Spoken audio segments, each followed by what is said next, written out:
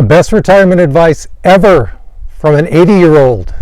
I scoured the internet for all this information. Here, there, everywhere. So there's a bunch of sources. But here we go. 80 years old. You think they know something about retirement, right? Number one, you'll live longer than you think you will. Over half the people surveyed in one of the surveys I saw believe that. You will live longer than you think you will. So what does that mean? That means that a lot of these retirement calculators and even financial advisors will advise you plan for a 30-year retirement. A lot of you might think, nah, it's not going to be me, man. I mean, my family, they were gone by when they were in the mid-70s. Most of these 80-year-olds say you will live longer than you think you will. Keep that in mind. Number two, physical health should be your primary goal. Work out, walk a little every day, lift some light weights, Pilates, yoga, whatever you want to do. Physical health. A lot of these 80-year-olds said they're not in great health. Why? Because they neglected their physical health when they were younger.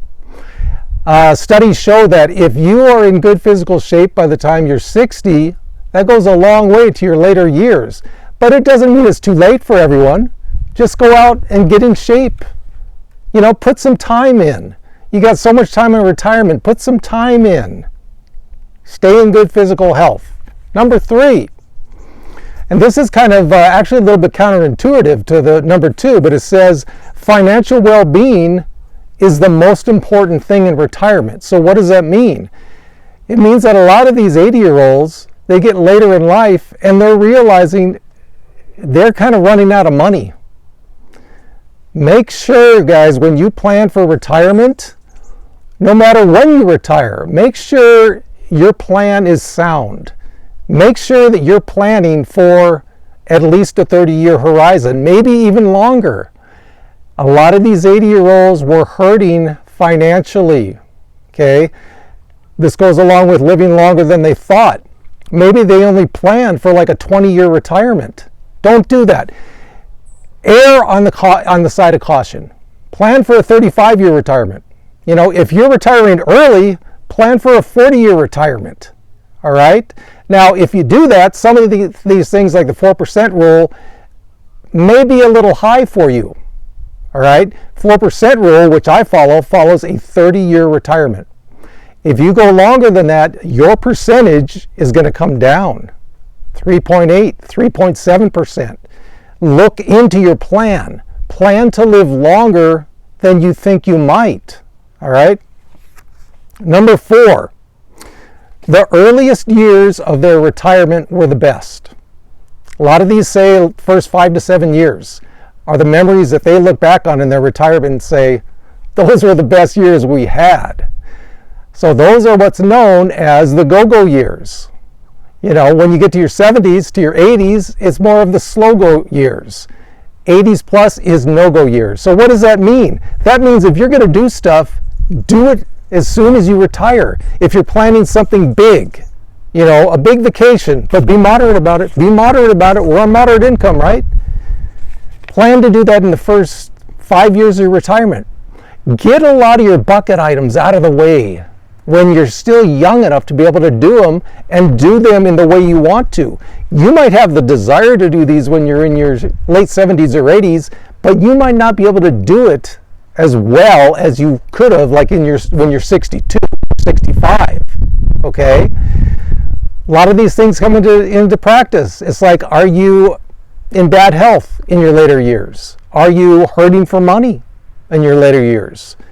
Plan to do these things as soon as retirement as you can. Number five, most of their income, over 80% of these people interviewed that were in their 80s, comes from Social Security. What does that mean? That means they might not have planned as well as they should have with outside income, with saving in 401ks. Just saving in general.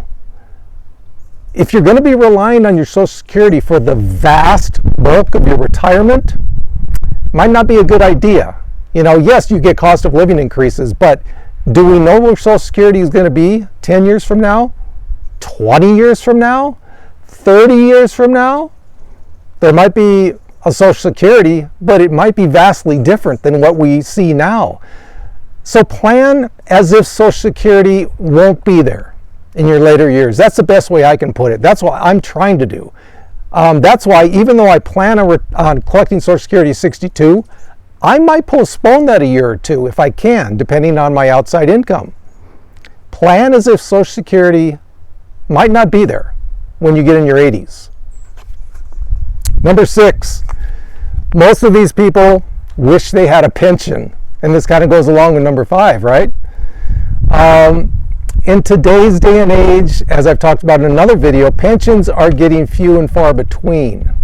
If you've got a pension, count yourself so lucky, because a lot of people don't nowadays.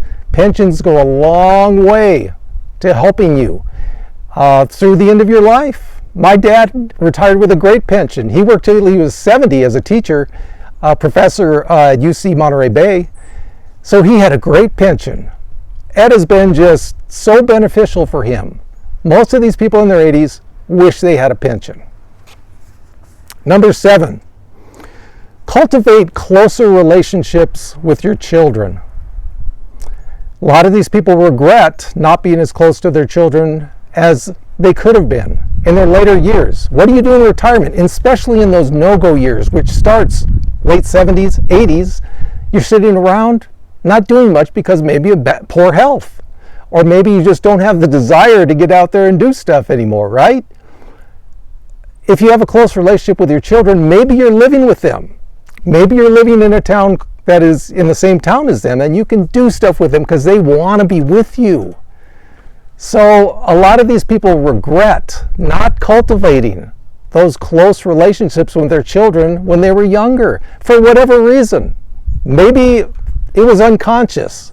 Maybe they just were too busy with work.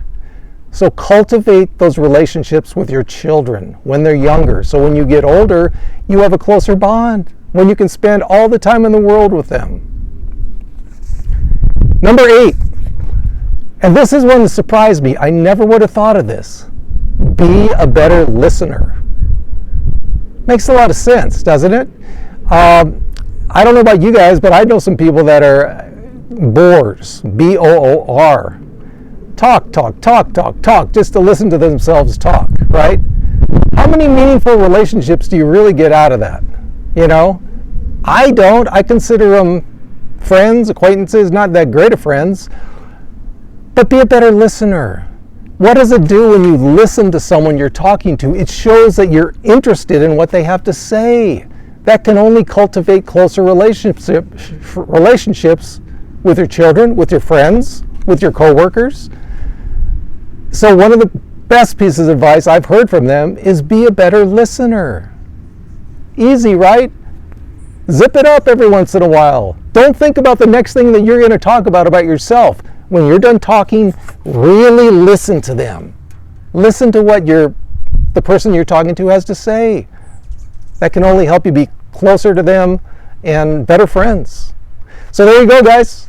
8 of the best pieces of advice from people that are 80 years old.